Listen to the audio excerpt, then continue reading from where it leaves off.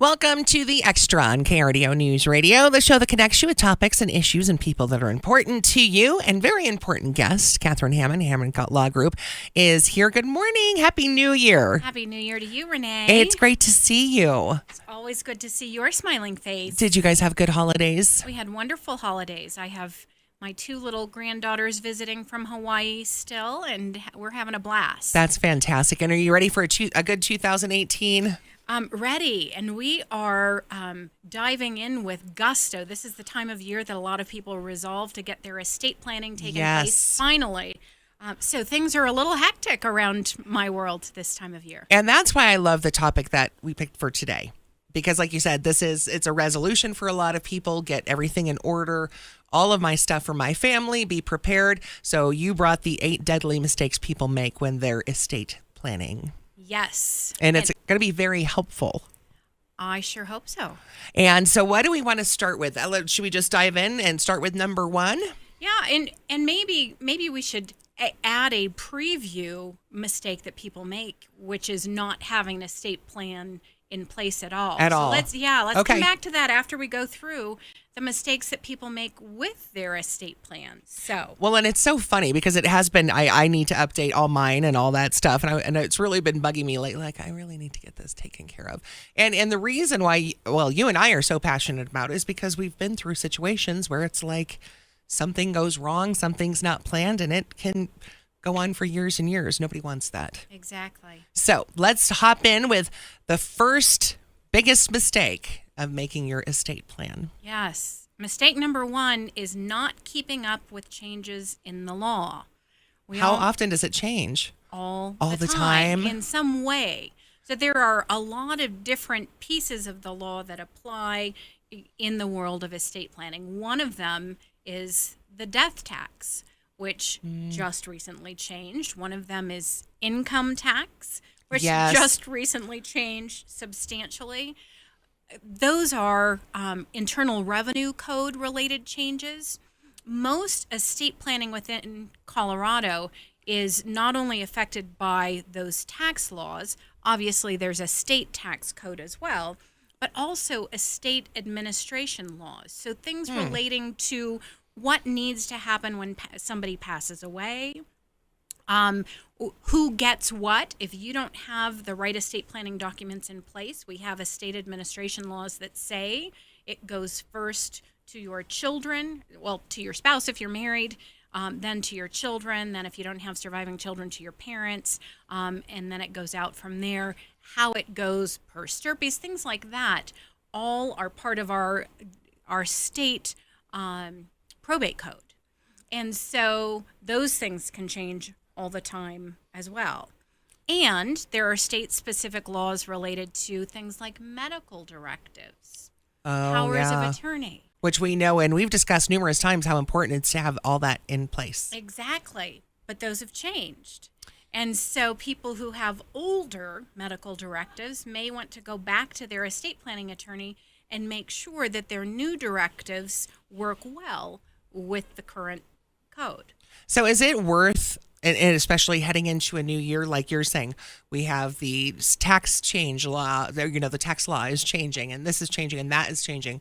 Is it a good thing in the new year just to call your estate planning attorney and go, any changes we need to update? Absolutely, no question. And hopefully your attorney is going to be communicating with you on a regular basis. We send quarterly newsletters and monthly emails, things like that, to keep people up to date on the things that are changing.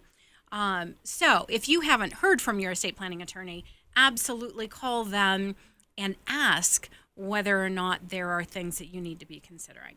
Wow, that's a very important, all the changes all the time. Right. That's overwhelming at times, isn't it? So anything else under the not keeping up with the changing laws we need to be aware of? Yes, I think new planning strategies is another area. So years ago, probably 12-ish years ago, there were some changes made in terms of figuring out how to pass retirement accounts to the next generation and have the protections of the trust and still maintain the stretchability, the income tax benefits of having a retirement plan in the first place. So it used to be that you couldn't pass a retirement plan through a trust. You had to just name individual beneficiaries or you would lose all the tax benefits. Okay. Now, about 12 years ago-ish, we figured out how to have the best of both worlds, both the stretchability, the tax benefits, and the protections of a trust. So that's something that's newer.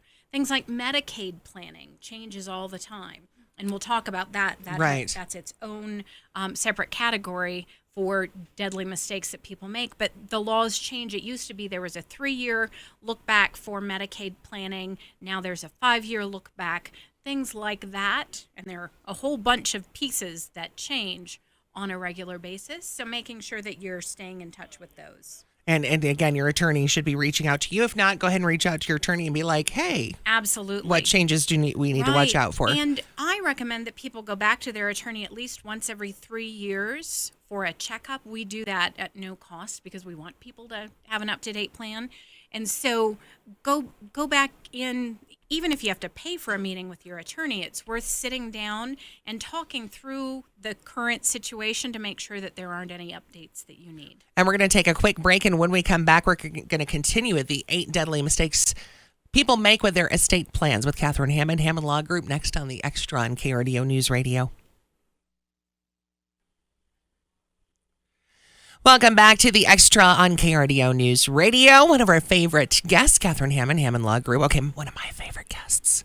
Of course, I love all my guests, but Catherine, it's always good talking with you. And like you said, your office, and I'm sure other estate planning office, extremely busy right now because people have made it a resolution to get their estate plans in place. And it doesn't matter how old you are. 18 or older, you should be. There are some documents that you need even if you're just 18. Absolutely. Because remember, even though something may happen to you and mom and dad come in, well, we're the parents, the hospital goes, can't help you. Exactly. Because of laws. So right. Can't even tell your mom or dad if they call the hospital whether or not you're here, or right, whether you're okay after you just had a car accident or something. Right. So just being prepared. And today we're talking about 8 deadly mistakes people make with their estate plans. And let's move on to number 2. And this one is a biggie because it's like insurance, isn't it? You don't update information to reflect life changes. Right. And there are things that change in our world all the time. And so there are a lot of different pieces that you may not think could change in your world that would require a call to your estate planning attorney. One time when I was a brand new attorney, I used to do more, just going to somebody's home and meeting with them there. And I went to a gentleman's home and he had set up an estate plan with an attorney who had retired. And so I was invited out to the house to review the documents.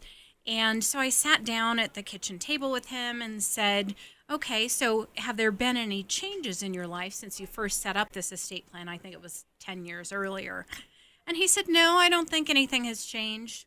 And then probably 5 minutes later, his wife walked in the room. And you're like, there's nothing on here about your wife. He wasn't married when he had set up the estate plan. Right. So when you get married, most people don't think, call your estate planning attorney. Right.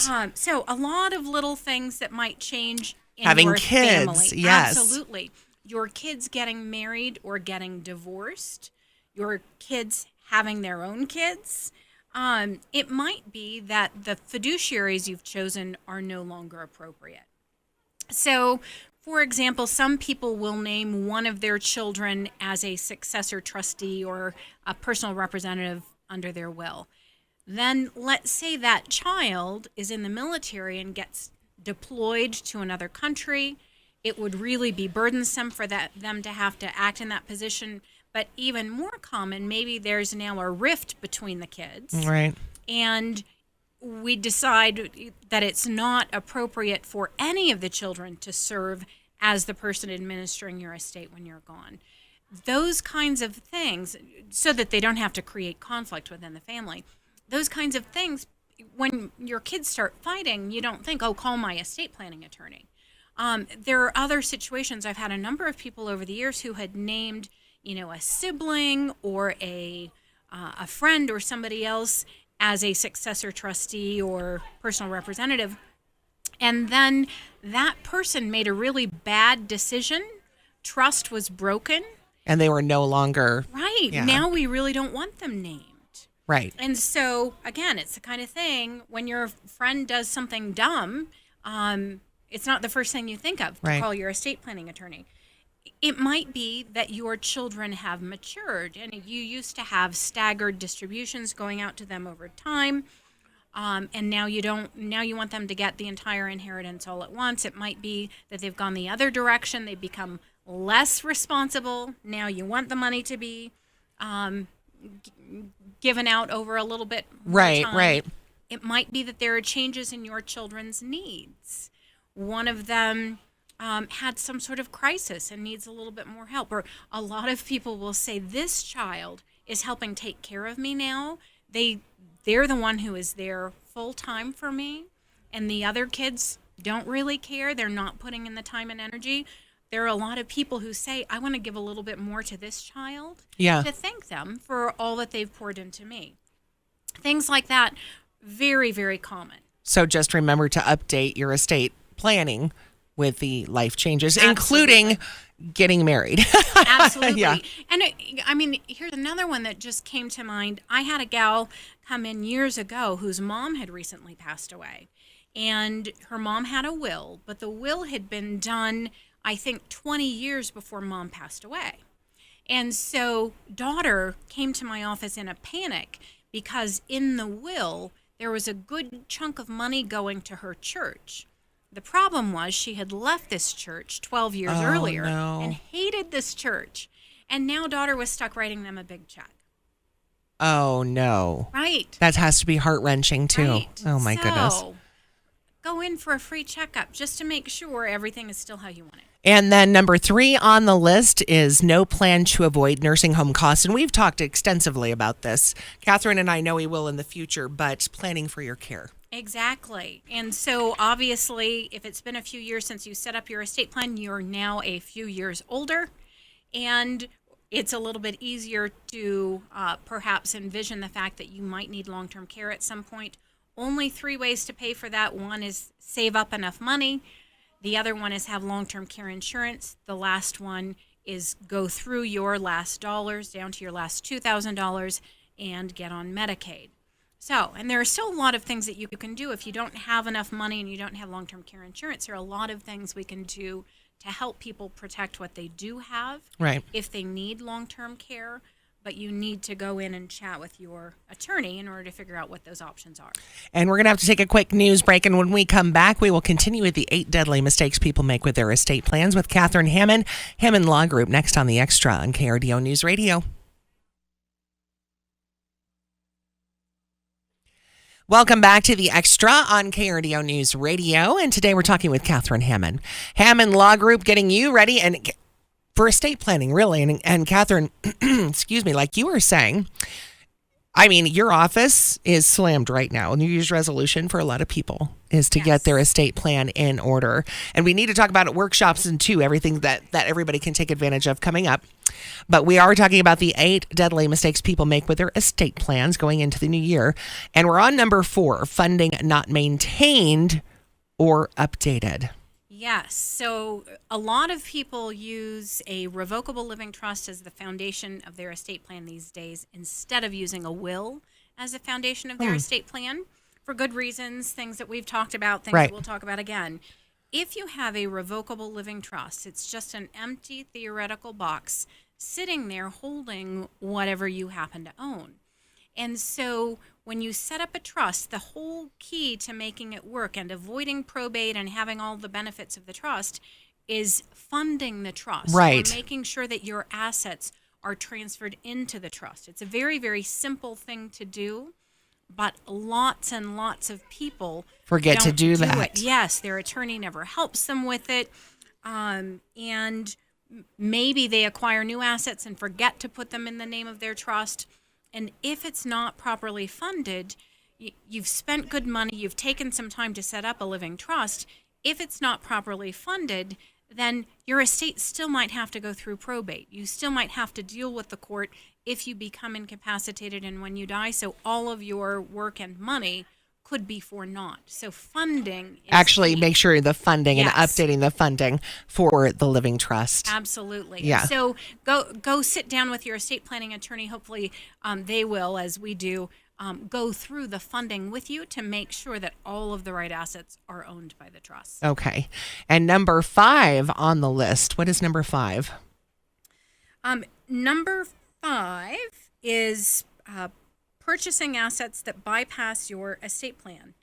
And So what does that mean exactly? So there are some assets that when you die, no matter what your will or trust says, will not be affected by what your will or trust says. For Okay. example, let's say that I'm a single mom and I have an estate plan that leaves everything to my 2 kids. And I get married and we put the house in joint tenancy and the bank accounts in joint tenancy. When I die, all of those assets in joint tenancy are going to bypass my will. It doesn't matter that my will says everything goes to my kids. My kids will unfortunately be disinherited because all of the joint tenancy assets go to your joint tenant, to the joint owner when you die. Same thing with life insurance and retirement plans. If you buy a new life insurance policy, open a new retirement account, the beneficiaries that you list on there are going to get your assets no matter what your will or trust says. That are listed on that. Exactly. On the life insurance policy or on your IRA.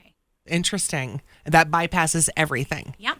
And I bet most people don't know that. Yep. And so it's important to dig into that with your estate planning attorney and make sure that all of your assets are coordinated with your estate plan. The estate plan is not just the documents. It's the entire plan, making sure that everything will go the way that you want. And like you were saying, that can completely just destroy everything. Yep. Because you didn't think, oh, so this had this as the beneficiary on it. And in the plan, it says it's going, and that trumps that. Exactly. Incredible. Okay, moving on to number 6. Having assets that are not suitable for your family goals. So go ahead. What does that mean? No, yeah. So a lot of people over time end up with just a hodgepodge of different kinds of investments. And so they have some money with the Edward Jones guy who they met when they were just starting out. They have some money in an IRA. They have a 401k. They might have some stocks and bonds over here. And they have some different advisors and or custodians who are involved with the different assets, but nobody looking over the entire big picture. And a lot of times people end up with the big word in the investment world is diversification. Right. You don't want to have all of your eggs in one basket. Right. And so if you have, let's say, an IRA, a 401k, and a brokerage account, all with different advisors, you could be invested in exactly the same things in all 3 of those places. And so you're not diversified. Diversification means different types of assets, different asset classes, not different custodians and different types of accounts. Right. So really important to have somebody looking over your entire investment portfolio, all of your assets. Depending on where they are, what they are. Exactly. One person that knows. Yep, who can kind of help see the big picture and whether everything fits together in order to meet your goals. Because the best estate plan in the world does you absolutely no good if you don't have any assets left when you die, right? Right. And can that become, and I ran into this, and you find out like, oh, random things here and there, and that can totally be affected, obviously, and, could affect the plan because we didn't know the accounts were there. Right. And then they pop up. Yep. So what happens when something like that happens? Well, it depends on exactly how they're owned and how you find out about them. Hopefully, everybody who's listening today has the opportunity to put together a comprehensive list of all of your assets. Yes. So that your poor family members, when doesn't something go, happens oh, to you. yeah. Right. Where'd this account? Exactly. And I recommend people update that list on an annual basis so that it's reasonably up to date whenever your time comes. And have a person, here's the list, and okay, perfect. Exactly. Okay, moving on. Are we on number 7 now?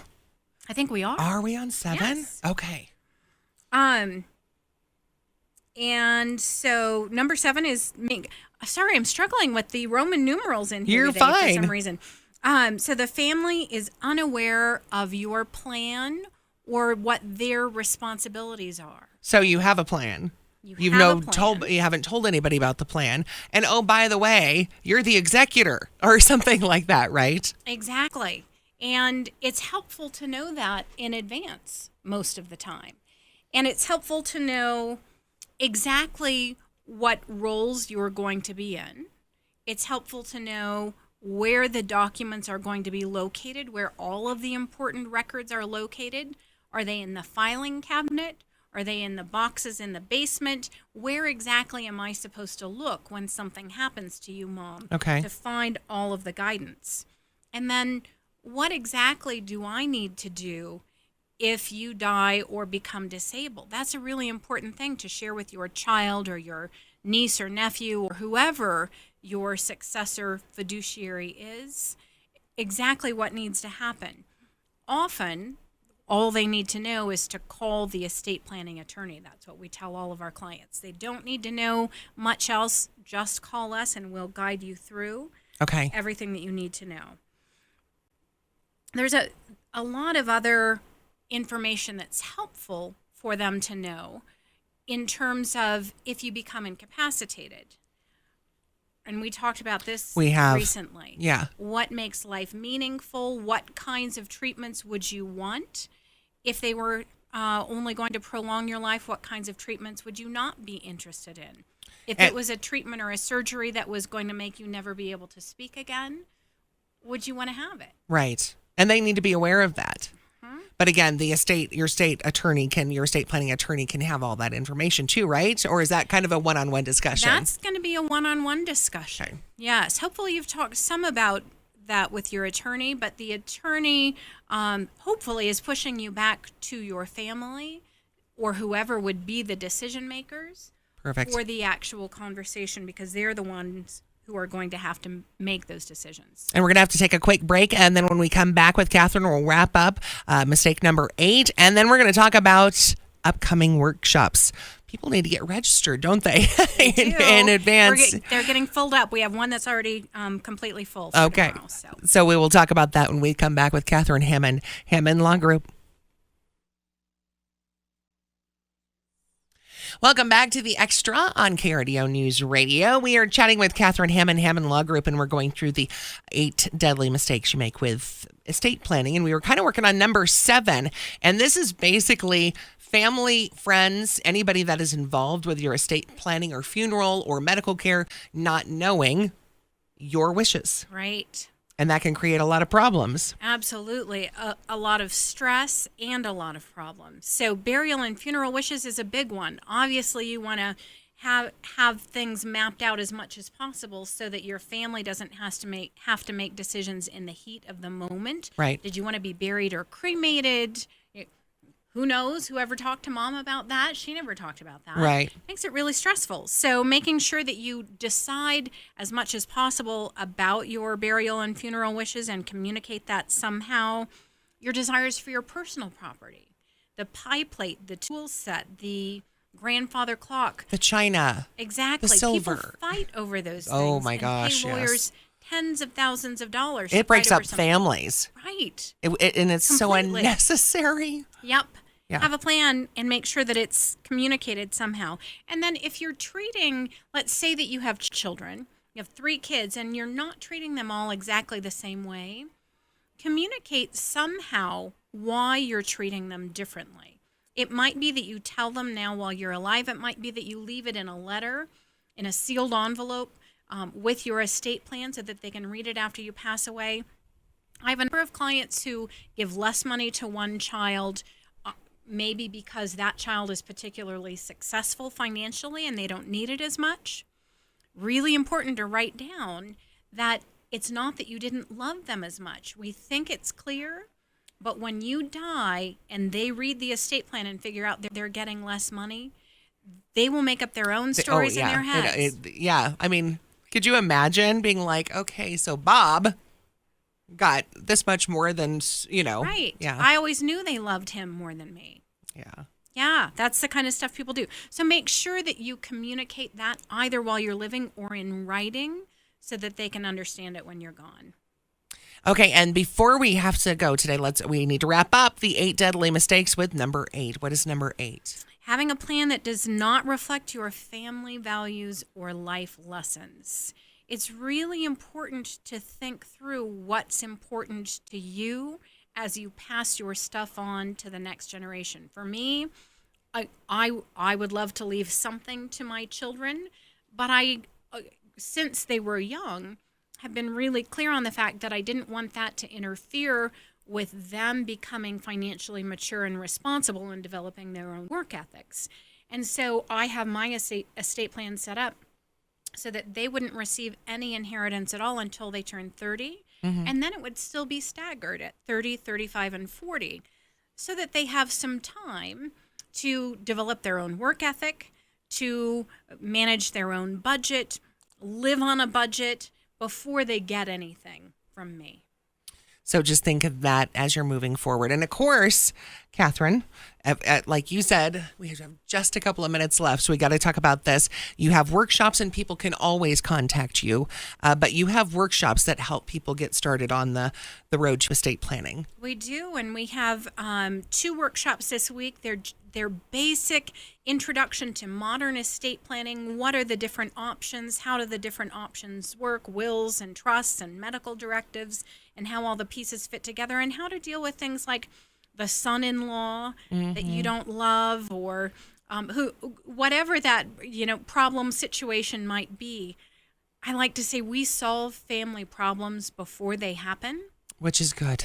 That's yes. what it's all about. Yes. And so if you come to one of our workshops, the one tomorrow afternoon is already full to capacity, but we have one tomorrow evening. Okay. That's Wednesday at 6:30 p.m. at the Rock Rimmon Library, or Saturday morning at 10 o'clock at the Phyllis Hammond Education Center that we built in our office building. You can go to our website, coloradoestateplan.com, or go online, or call our office, which is 719-520-1474.